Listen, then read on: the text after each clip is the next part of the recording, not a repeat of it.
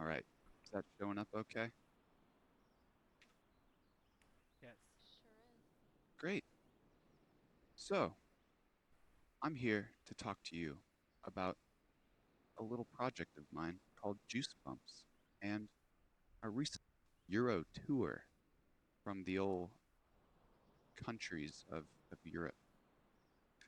So, let's just get right into it. Juicebumps is a band I started about 3 years ago and played started it with an old roommate of mine, and we play music that some would define as spook wave, and others might call spank rock. So you can get an idea from those descriptors of what we're all about. But let's just dive in. Luca on bass. Notice the American style burger sauce and salad cream of England. Wow, culture. Spencer on drums. Let's not forget Matty J. And me, Parker.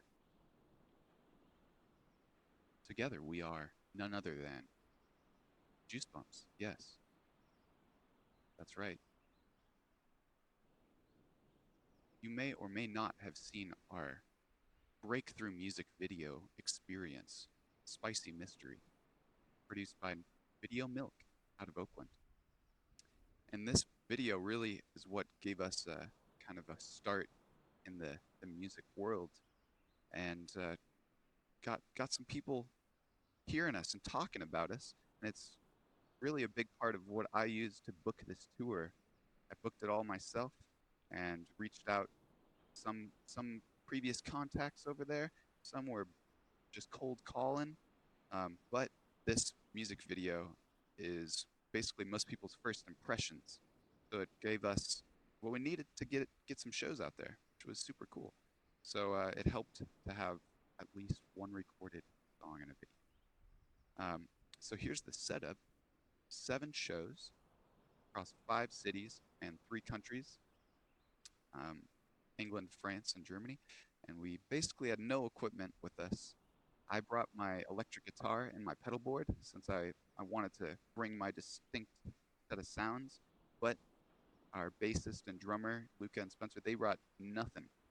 They were traveling around for a few months before I got there, so they didn't feel like lugging everything around. So we traveled super light, and most bands would need to hire a van to drive them between cities and equipment provided. They would also rent maybe out there or bring their own. But since we didn't have any of that, we just hopped on trains and made our way around real easy. And we had never played outside California before this. So it was kind of a stretch, but I figured we'd give it a shot. So our, right off the bat, our first show was supposed to be at a squat party in London, basically like an illegal squat living space was supposed to throw this, but it got canceled. So right off the bat, a little hiccup, which I was kind of expecting, but before I knew it, we had a replacement show, and another show was added over in France. So, and just to give some credit where it's due, this fellow, Marius Atherton, he's my old roommate from one of my first spots in San Francisco, and he gave us the show, the last one at Festival de la Cordonnier, which I'd always wanted to play kind of from the beginning of the formation of the band. So he gave us this show at the festival, and we booked the tour around that, and kind of gave us the opportunity to get out there. So get on. Merch. Well, every touring band's got to have merch, right? So we made this nifty little shirt. Luca designed the graphic and printed them in Oakland. Got some tour dates on the back, exclusive for this tour. We also made an EP, about 4 songs, and put them on cassette tape, the latest and greatest music listening technology. And we uh, made some stickers that I designed, and of course some juice bumps balls to give our listeners a physical rendition of us while they listen to our music. So first stop with all our merch in hand was London, and given that was a lot to carry around. I got some good calluses and some good backaches, but it worked out. Damn it, London. We arrive a little jet lagged. I am. They've been hopping around for a while before, so they're good. No ball games. Let it be known. CCTV. Where the hell are we? We're in Tooting Bec, of course, and we're staying with some of Spencer's old schoolmates. Didn't actually have to pay for accommodation once while we were out there. Just stayed with old friends of each one of us, or a lot of times the promoters would offer us a place to stay for the shows. So that was super cool. Saved some cash. And yeah, so we're in Tooting Bec, and right off the bat, we go to rehearse because we haven't played in 2.5 months, and my power supply for my pedal board starts smoking. And I didn't think anything of it when it was vibrating, but once the smoke started erupting, I realized I had fried it. So instantly, my gut reaction was, tour's over. It's all blown. So let's go home. But fear not, I got a new power supply, and we were up and running on that 220 voltage outlets across Europe in no time. Not like our puny 110 volt outlets here. Learned the lesson real quick. So our first show was that one that replaced the swap party, and it got thrown together last minute by some Londoner named Vis the Spoon. What a name! And it was a hodgepodge of these sort of grungy Nirvana-esque bands from across England, and we got in there. Felt a little strange, out of place, but hey, we got a show's a show. So we played in this neighborhood pub called the Beehive, and here's us kind of making our way over. This was the scene across our tour, just kind of lugging our equipment around. But you know, it felt pretty rock and roll. Have the guitar in hand and strolling around the subways, whatever. Okay. Next thing we know, we're playing with among the likes of Lung Fluid. Yes, that's right, Lung Fluid. Wow, what a name. But everyone was super friendly and gave us a good show. We rocked it. So, got some picks. This is kind of our setup, a little three-piece. Nothing too crazy, but I try to keep it a little engaged, get theatrical, make some funny ha-has up there, but also bring forth the good music. Next thing we know, the drummer of Lung Fluid, the next day after this pub show, he's rocking our tour shirt at work, and he hooked us up fatty style with some Mediterranean food at a nice little restaurant. And that was another aspect of this, is meeting these other bands on the road. We're all kind of in the same boat, and we're all trying to help each other out in this smaller DIY scene. So everyone's willing to lend a hand when possible. So that was real nice. Get a warm welcoming from some strangers out there. Next show, keep the ball rolling. A couple days later, actually this was the very next day, we're playing at the Fiddler's Elbow over in Camden, the rock and roll neighborhood of London. This is a little flyer I put together with B. Spears and some flaming garbage cans. And another hodgepodge show. There's this Devin Worley band, was a country rock band from Minneapolis. Shawnee Vaughan was singer-songwriter from Ireland. Yeah, so we were just kind of thrown in this weird mix, but again, everyone's super friendly. And guess who gave us the venue to get the show at? None other than Elisa, former High Fidelian. So that was real great to have her help out, because she's living over in London. Yeah, go figure. So we get over to this venue. It's a Fiddler's Elbow, I guess, historical rock venue. Some of the old London rock greats like Sex Pistols and The Clash played out there, so that was kind of cool. And what do you know? We rocked it. Yeah, here it is. We're rocking out, doing our thing. And the thing about these London shows, maybe not the biggest audiences. We're playing on, I think it was like a Sunday and Monday night or something. So a little dry in the audience realm. But guess what? Elisa was there, rocking out with us, with her husband and a few friends, and it was great to see a familiar face. And yeah, she's doing well. If you didn't already know, she's loving it. Oh, guess what? We got some fans. Whoa. Well, we happened to be staying with these ladies, but they were rocking the shirts. Wow. We got we got some groupies. Whoa. But yeah, it was good to see some support. Berlin. Wow. We're on our way. Hopping over to Germany. We get there. What the heck? There's tour posters all over the streets. Given the streets are coated in graffiti and posters and stickers in Berlin. But yeah, we had some advertising. My bandmates had done some early work out there, so we're already on the road to victory. Next thing we know, we're at the Loophole, playing this show with a band that was split between Berlin and Portland called Top Down, and another Berlin band, MCS. And this venue, the Loophole, is kind of a hole-in-the-wall DIY space, very eclectic and strange uh, furnishings. It kind of reminded me of Twin Peaks or some other Lynch scenes, but really a cool spot. And we packed in that little back room back there, and it was basically a cave, very hot, very sweaty, but it was packed with people. Go go figure.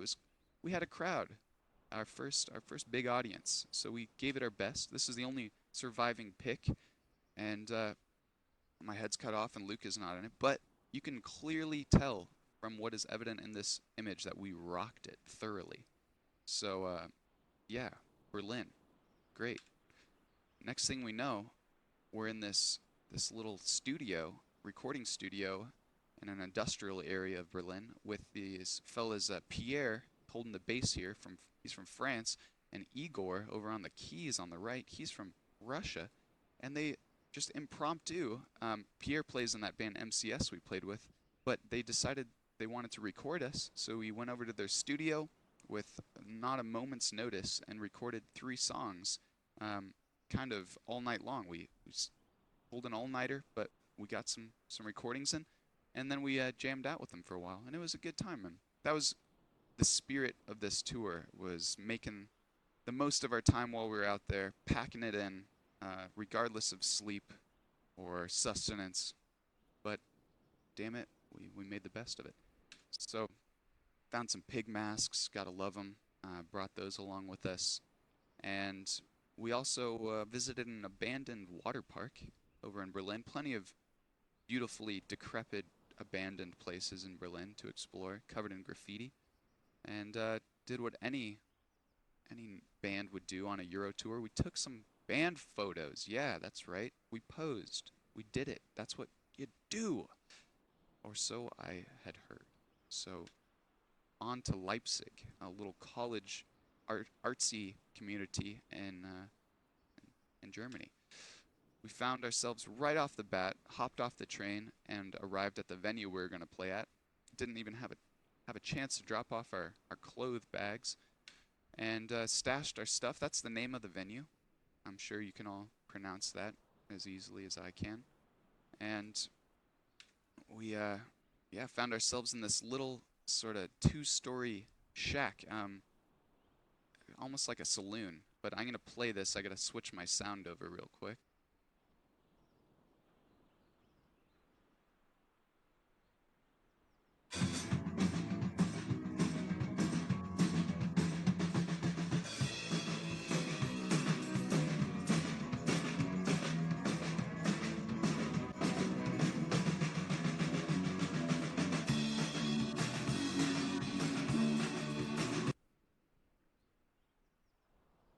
So that's the vibe. That was a band we played with later that night called Empty Bones. But that gives you a feel for the setup. 2 stories, which would certainly eventually be filled with onlookers. And we also encountered some of my friends I had met a couple years back. This couple, Marion and Johanna, and they are DJing together here. They also play in a band called Lassie, which is a phenomenal band, kind of Devo-esque. But they are big inspirations for me personally. They're kind of a power couple out there, both artists as well. Johanna creating such works as the famous Menstruation Boys in their series, Um, and Miriam with some of the greatest tour posters one might ever imagine. And yeah, they run their own Riso print shop in Leipzig and make music, and they're just living that artist life. It seems like a pretty dreamy setup. And here's a pic of their band, Lassie, in the mouth of the Tyrannosaurus itself. Wow, wow. So yeah, Lassie, there you have it. This is another band we played with that night, Dock Flippers, and all these bands that we're playing with after the London shows, after the Hodgepodge shows, they all kind of have this carefree, goofy vibe. Dock Flippers here can see the Stalin shirt being sported by the front man, ironically, of course, and the blood capsule that had erupted in his mouth, coating the microphone in a nice copper red. Johanna's in the front row dancing to this jam. And Fritz on the bass on the right and the turquoise, he's actually who put the show together, hosted us in his own place, which was in this weird trailer park selling facility that sold vintage trailers, like sideshow trailers for circuses and stuff. It was very bizarre, but great spot to stay in the meantime. And on the left, you've got this fellow Tim wearing a gimp mask. I don't know how he does it because it's hot as hell in here. But yeah, a bunch of freaks, much like ourselves and Juicebumps. So we felt right at home. And you can see the stacked audience up the stairs. It was like a wall of people. And then we got up there, pig masks in hand. I won't turn the sound on for this one. You can just get the idea. But we sported our piggy masks from Berlin, and we're always trying to have some sort of shtick to make each show unique, both for the audience and so we don't get bored with ourselves. So that night it was pig mask we started off with, and guess what? We rocked it. That's right. Um, yeah, people were going crazy in here. It was nonstop moshing and crowd surfing. This one woman tried to crowd surf from the first floor up to the second floor, which she actually successfully did, believe it or not, while knocking beer bottles down to shatter all over the ground in the process. Also, people were pouring beer on us from the second story, which actually felt pretty nice because this place was hot as hell. And that was also the theme of this trip. Very hot in these venues. It would get, I would be soaked by the end of it, as you can see here, completely drenched in beer and sweat. But that's how you knew you did a good job. You gave it your best. Wow, hydrate yourselves with that $2 beer, nearly cheaper than the water out there. Beautiful. Um, yeah, so this was personally my favorite show. The audience was great. All of our bands we co-played with, so nice, and we had a great time. Made some friends there. So yeah, and after the day after we had an off day, we went and watched some weird Kiss movie uh, with our friends Miriam and Johanna, sporting the latest in Juice Bumps tour attire. Wow, give it up. Uh, Next up, Paris. We're on our way, making our way towards Burgundy for this festival. It's like this pilgrimage, working our way through the European places. What do you know? We're at the Eiffel Tower. We've fused together with our friendship and collaborative efforts. We're a three-headed juice bumps beast, and just trying to touch the tip, a little off. Um, we happen to be in Paris for the hottest day in recorded history, which was real fun. Here's a very sweaty, clammy Spencer trying to stay sane by distracting himself with some guitar. We stayed in Marius's apartment because he's down in Burgundy putting on this festival. So open apartment, stayed there for a few days. That was great. And he had a little studio set up, so it was a real nice little spot. There's Luca looking real sleepy. Um, yeah, and here this kind of sums up Paris pretty nicely, I thought. Some crumpled dry baguettes, a beer can, and a pigeon. Um, and some cigarette butts if you can make those out. There's the Paris treat. But I love Paris, and we had ourselves a good show there. We played. This was my favorite flyer of the tour. The drummer, or sorry, the I don't. It doesn't matter. One of the members of this band Fiasco put together this flyer, um, and it was a very DIY scene. Like this one guy, Eric, running this. It's called En Vutu and Villa. I don't know how to pronounce that, but he just that's his life's work. Is he puts on shows with touring acts and local French bands, and he's trying to keep the scene alive. One of the coolest aspects was touring in Europe. They really take great care of the bands. Like in the States, you'll get a couple drink tickets and maybe one guest list spot for your for playing the show, and you might get paid. Pay is a pretty big maybe for DIY sort of smaller bands like us.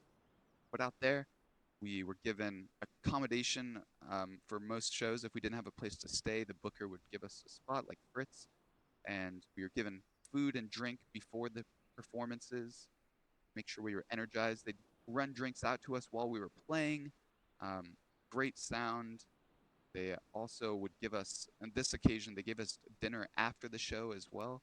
And we got paid for every show out there. So I felt like they really make it a point to take great care of bands so that they'll come back out and continue to keep the scene going and keep other bands forming and incentive for people to make art, which is pretty damn cool. So, yeah, here we are at the outside the venue. Place just decked out in graffiti, simply smothered. There was a graffiti shop selling spray paint cans and art books and records up the block. So, of course, what are we gonna do? We did a little collaborative graffiti piece, and it's not like you're running in the shadows out here. This place was like designated, like here's where you graffiti. You can get your chops, try out some spray styles, and this group of people were covering this underpass of cement walls, and they were basically ran out to us and they were like, "Hey, so you want to spray? Well, here's a wall you can spray over this other old work. Go, give them hell." So we tried it out, and it was a lot harder than I thought, but it was fun. Yeah, so I don't have any shots from this show, but as you may or may not have guessed, we positively rocked it. We shook the foundations of Perry itself, stirring baguettes from the bakeries. Also, we found our Parisian selves. Here you can see us rocking the berets, color coordinated with our shirts. Yeah, that's just how it goes out there. Hanging out at Montmartre, crazy busy tourist season, very hot, but you got to look the look. And this guy on the right was not very pleased we were trying on his berets without buying them. But and this is where it all sort of culminated. We were having this bit of a snowball effect throughout the tour of friends that were flying out or were already out there meeting up with us from the States. And you can see about 10 people in this photo, but we're crawling along some abandoned train tracks and just taking it in. But this group snowballed into about 20 people, maybe 25 at the festival, and felt very bizarre to have all these familiar faces from back home out here. So that was interesting. I also felt sort of this pressure to entertain and make sure everyone was like on the same schedule.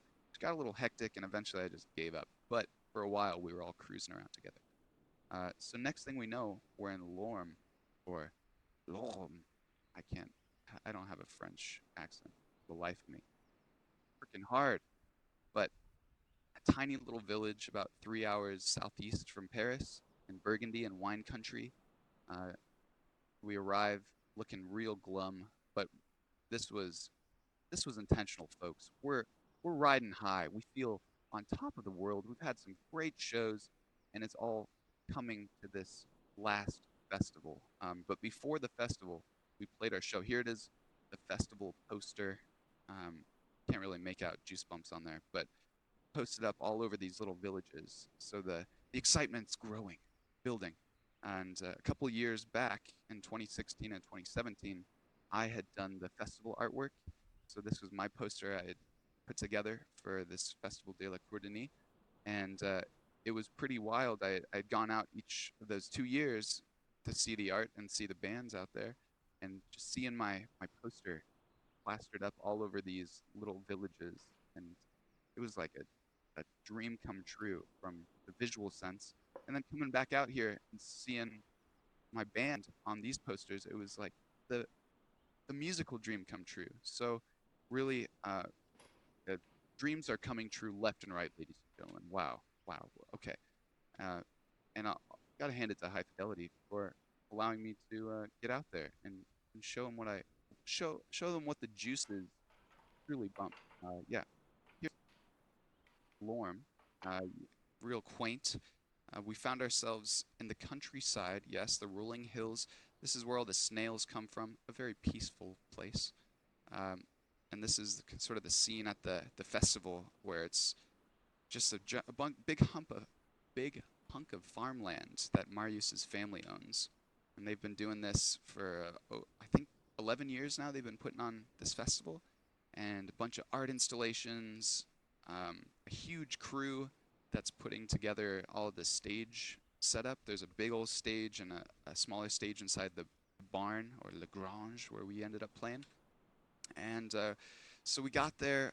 We're super stoked to be there. We set up our tents, and here's a little feel for what this is all.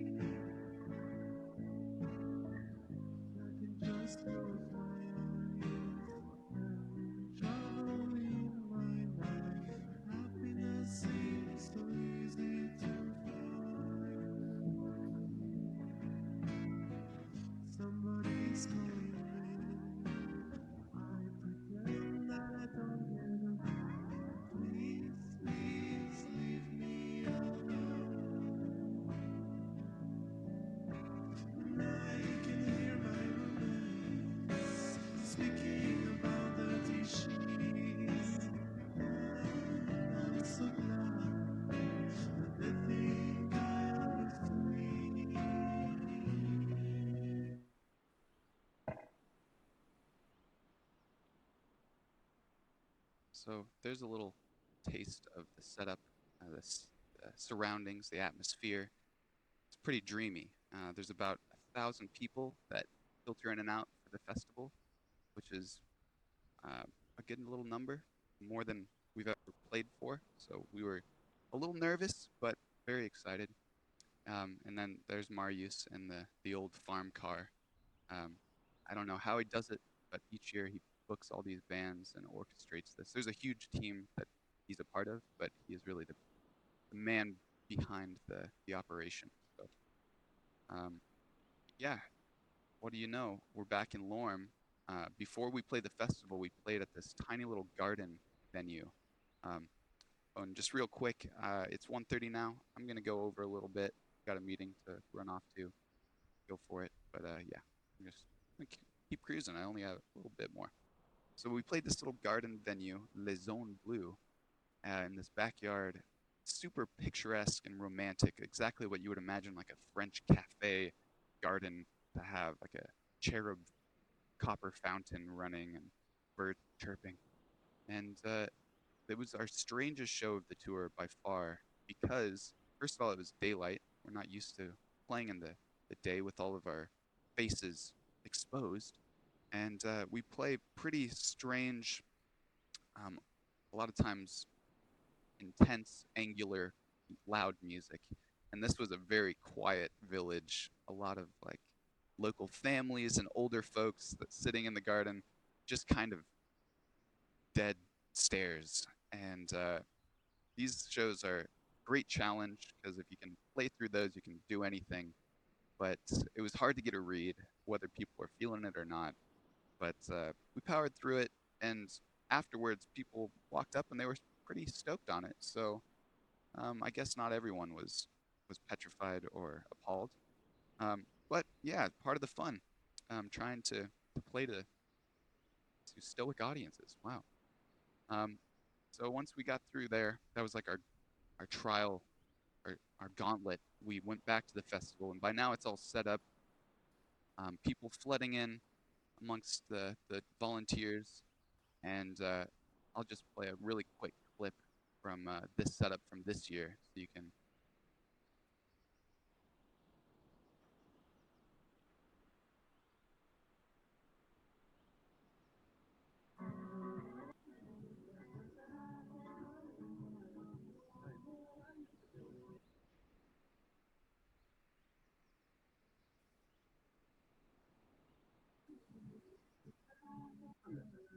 À la radio cette fois-ci, à la cour de nuit.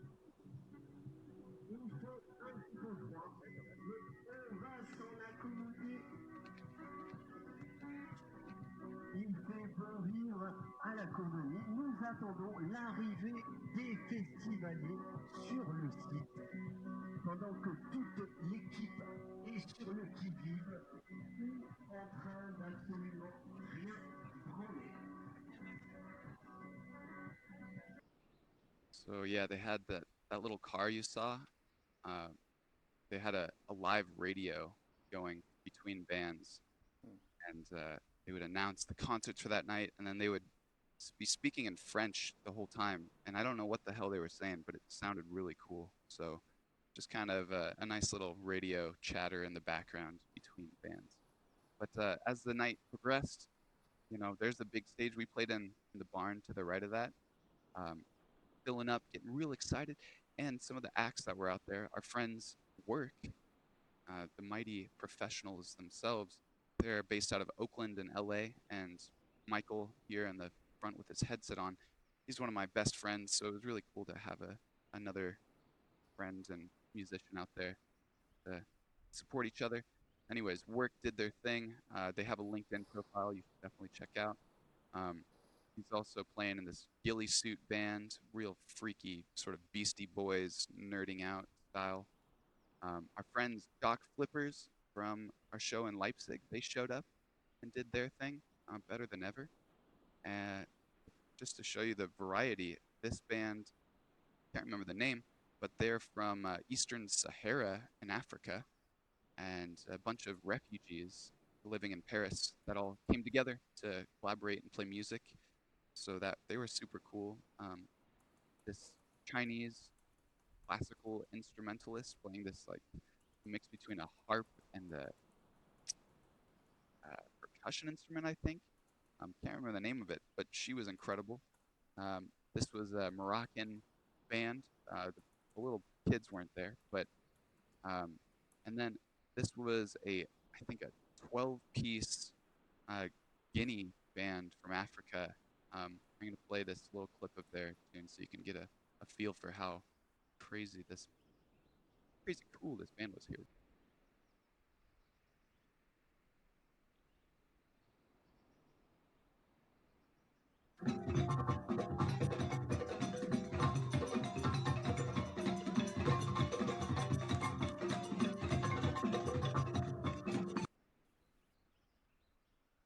So yeah, it's hard to see past the bobbing heads, but they had this whole dance performance going with their songs, and it was pretty freaking cool. Yeah, just the variety of music out there.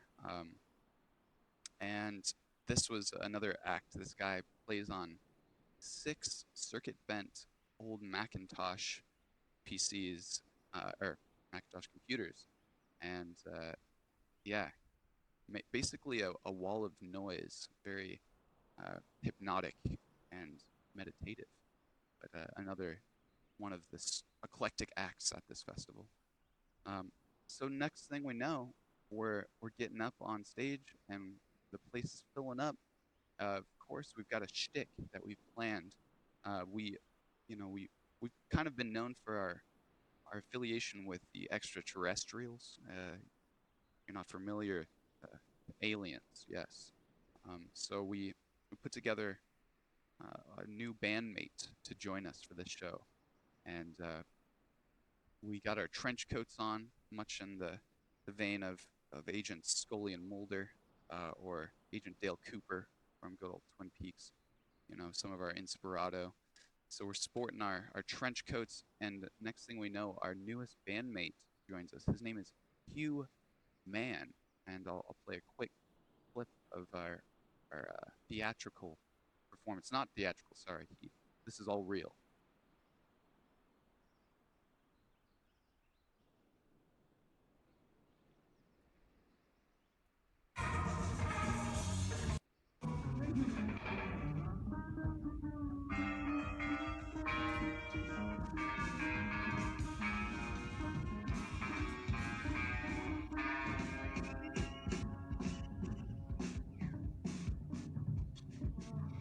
I don't know about this, guys. I don't know about this. You man, you look a little uneasy. Are you okay? Oh God. Oh shit.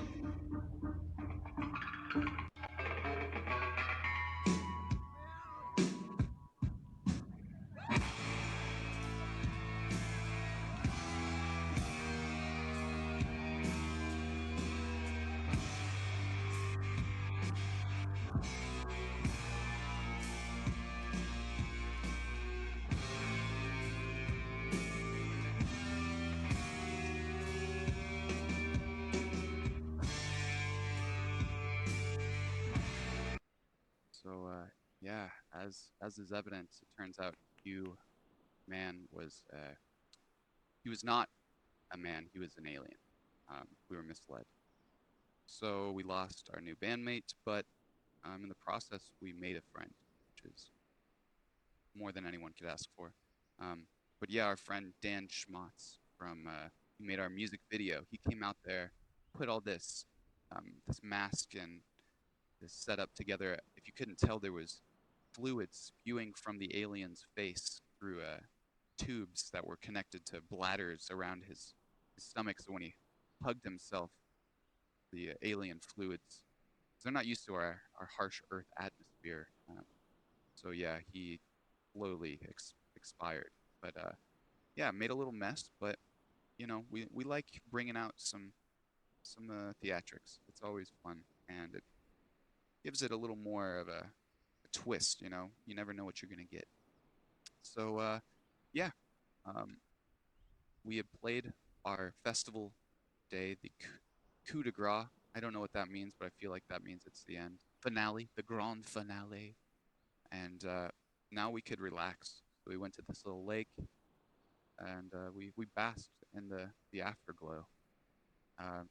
So here we are, yes, being our bandy selves. Oh wait, what's this? The final clip, the finale.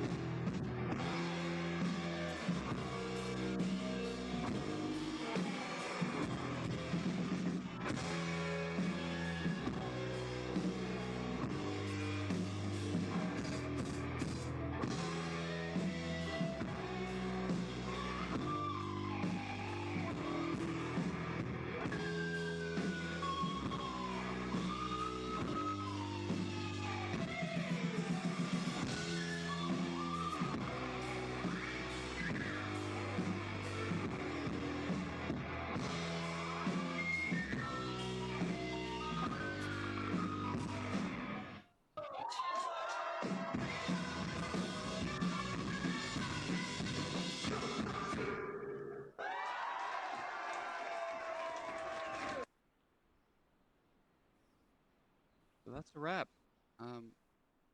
Yeah, we rocked it, and it didn't go horribly wrong. Moral of the story: Juicebumps is playing a little show on September 4th over at the Knockout in San Francisco. It's gonna be a great show. So if you don't mind my shameless self promotion, come out and catch us. Thanks for watching, guys. Woo. Hey, thanks. If anyone has any questions or anything, Through my mic. You'll get it tomorrow, hopefully. You'll get the key. I don't have a question, but I say thanks for sharing. And so I was in London apparently on one of the days that you were performing there, and I wish I had known. Oh, no kidding. Yeah, I was leaving London on the 15th, so Wow. I was there the 14th and 15th. But anyways, I noticed a certain essence in the air. That must have been you. that was totally me. Wow. And then the comment I wanted to make was that I was also on a classical choir tour, and I wanted to reiterate kind of the point that you made, that I feel like the European audiences go way out of their way to make traveling musical groups feel very appreciated, and musical endeavors are very appreciated in their culture there, which I really wish would take a bigger stance here in America. Yeah, no doubt. Wanted to say I had kind of the same experience when I was over there, so Very cool. that was all. Well, I wish I could have caught your choir while I was out there as well, Yeah. but next time. Yeah, next time, exactly. Make sure we cross paths again. Yeah. But yeah, I feel like out here in America, we could take some notes on the arts, how they hold it to a certain standard out there, and really encourage it and support it. It's pretty cool. Yeah. Well, if there's not anyone else, keep on rocking in the free world. Woo, Joe Parker. Thanks all